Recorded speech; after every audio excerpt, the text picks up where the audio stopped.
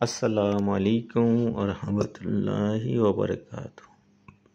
Islamic গল্প শিক্ষা চ্যানেলে আপনাদের স্বাগতম। আজ আমরা ইসলামের একটি গুরুত্বপূর্ণ বিষয় নিয়ে আলোচনা করব। সেটি হচ্ছে বদরের যুদ্ধ ও প্রিয় নবীজির সম্মান মর্যাদা। আমরা সকলেই জানি ঐতিহাসিক বদরের প্রান্তরে ইসলামের ইতিহাসের প্রথম ও প্রধান যুদ্ধ সংঘটিত হয়। সেটি ঘটেছিল 17 রমজান, দোসরা হিজরির 17 রমজান, 17 মার্চ 624 খ্রিস্টাব্দে মদিনার মুসলিম ও মক্কার কুরাইশদের মধ্যে এই যুদ্ধ সংঘটিত হয়েছিল। এটি ইসলামের ইতিহাসে প্রথম ও প্রধান যুদ্ধ। তো এখন প্রশ্ন উঠতে পারে, নবীজি যুদ্ধ বিদ্রোহ এসব করেছেন অনেকে বলে। আসলে নবীজি স্বয়ং উপদেশে গিয়ে কোনো যুদ্ধ, কোনো মানবতা হানি করেননি। যখন মক্কার কুরাইশ কাফিররা তার উপর তার ধর্ম প্রচার, তার ইসলাম প্রচারটাকে কোনোভাবে সহ্য না করতে পেরে হিংসার বশীভূত হয়ে নানান অত্যাচার অবিচার তার উপর করেছে এবং লাঞ্ছিত করেছে এবং ওনার উপরই যুদ্ধ চাপিয়ে দিয়েছে। তখন নিজেদের রক্ষার্থে তিনি এই সকল যুদ্ধে গিয়ে উপস্থিত হয়েছেন। আমরা এখন বদরের যুদ্ধের একটি তুলনামূলক সচিত্র তুলে ধরব, যা আমাদের ভিডিওর স্ক্রিনে আপনারা দেখতে পাচ্ছেন। বদরের যুদ্ধে মুসলিম সৈন্যের সংখ্যা ছিল 313 জন, অপরদিকে কাফির বা কুরাইশিরা ছিল 1000 জন। বদরের যুদ্ধে মুসলমানদের তরোয়াল ছিল 8টি, অপরদিকে কাফিরদের ছিল সশস্ত্র সৈন্য তরোয়াল সহ 600 জন। বদরের যুদ্ধে মুসলিমদের উট ছিল 70টি, কাফিরদের ছিল 700টি। মুসলিম সৈন্যদের ঘোড়া ছিল 2টি, কাফিরদের ছিল 300টি। চিন্তা করা যায়। এই যুদ্ধে মুসলিম সৈন্য শহীদ হয় 14 জন, কাফের সৈন্য মৃত্যু হয় 70 জন। মুসলিম সৈন্য বন্দী হয় 0 জন, কাফের সৈন্য বন্দী হয় 70 জন। আপনারা চিন্তা করতে পারেন যে এই যুদ্ধে 1600 সশস্ত্র বাহিনী এবং 700 উটের বিরুদ্ধে মাত্র 70টি ইট, 8টা তরোয়াল, 313 জন মুসলিম দিয়ে রাসূল পাক সাল্লাল্লাহু আলাইহি সাল্লাম আল্লাহর নির্দেশিত পথে আল্লাহর মাধ্যমে এই যুদ্ধে জয়লাভ করে এসেছেন। তো পবিত্র বদরের যুদ্ধ নিয়ে একটি পবিত্র বহু কোরআনে আয়াত আছে। তার মধ্যে একটি আয়াত খুবই আমার কাছে গভীর ও অর্থবহ মনে হয়। সেই আয়াতটি হচ্ছে বিসমিল্লাহির রহমানির রহিম, আমা রামাইতা ইজ রামাইতা ওয়াকিনাল্লাহা রামা। অর্থাৎ এখানে বলা হচ্ছে যে হে রাসূল, আমা রামাইতা, আপনি বালি বা মাটির মুষ্টি নিক্ষেপ করেননি, ইজ রামাইতা, যখন তা নিক্ষেপ করেছিলেন, ওয়াকিনাল্লাহা রামা, বরং আল্লাহ স্বয়ং তা নিক্ষেপ করেছিল। সুবহানাল্লাহ। এটা 8 নং সূরা আনফাল আয়াত নম্বর 17। আয়াতে স্পষ্ট আমরা দেখলাম বলা হচ্ছে, হে রাসূল, আপনি যে ধুলি বা কঙ্কর নিক্ষেপ করেননি, যা তা নিক্ষেপ করেছিল স্বয়ং আল্লাহ নিক্ষেপ করেছেন। অর্থাৎ আপনি এই ধুলি বা বালি নিক্ষেপ করেননি, স্বয়ং আল্লাহই তা নিক্ষেপ করেছিল। এটাই হচ্ছে আয়াতের সারমর্ম। ইয়াতে যে ঘটনা বর্ণিত হয়েছে তা হচ্ছে যে বদর যুদ্ধের দিনে কুরাইশের 1000 বাহিনীর মাঠে যখন উপস্থিত হয়, তখন তারা গর্ব অহংকারে ফেটে পড়ে এবং মুসলমানদের সংখ্যালঘু দেখে তারা বিভিন্নভাবে বিরূপ মন্তব্য, সগর্ব এবং অত্যাচারমূলক কথাবার্তা বলেই যাচ্ছেন যুদ্ধের ময়দানে।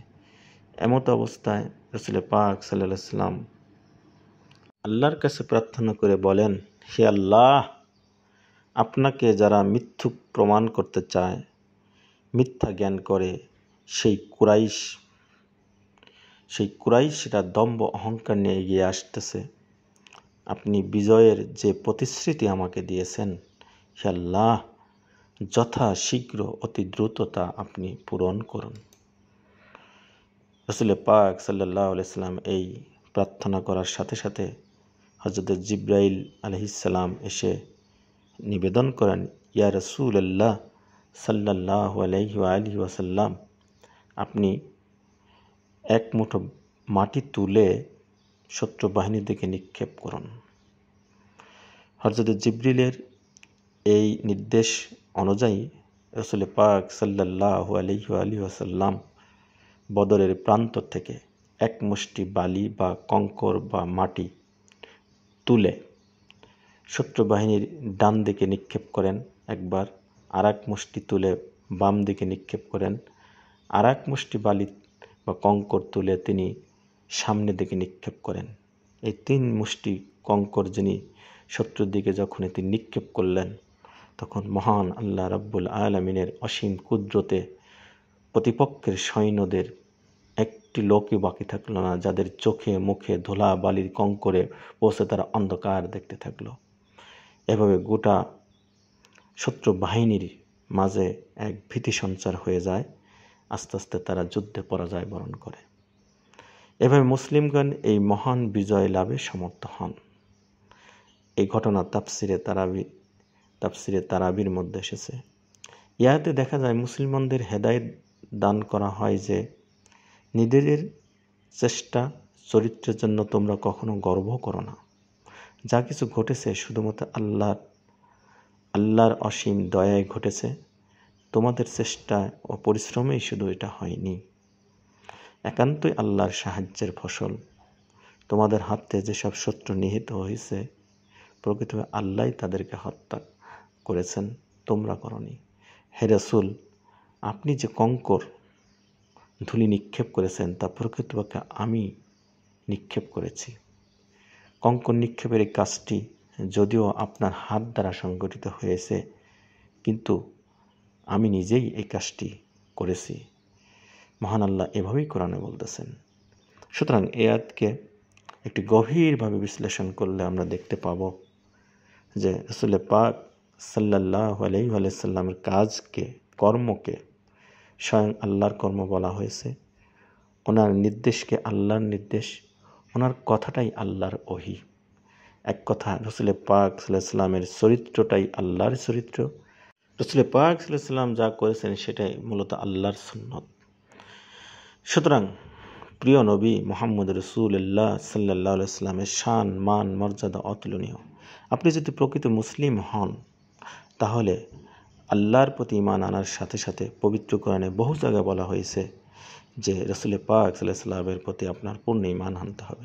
এবং হাদিসে স্পষ্ট বলা হচ্ছে যে যতক্ষণ পর্যন্ত তুমি তোমার জান, মাল, ধন সম্পদ, স্ত্রী, পুত্রের চেয়ে আমাকে বেশি প্রিয় না জানবে, আমাকে যতক্ষণ ভালো না বাসবে, ততক্ষণ পর্যন্ত তুমি মুমিন হতে পারবে না।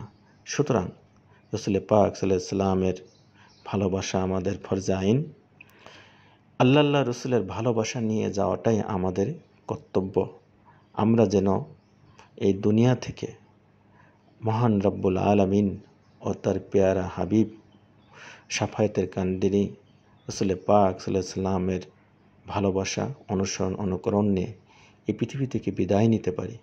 আজকের আলোচনায় এটাই আমরা বলতে চাচ্ছি। আল্লাহ পাক আমাদের সকলকে সত্য জানা, মানা ও বোঝার তৌফিক দিক।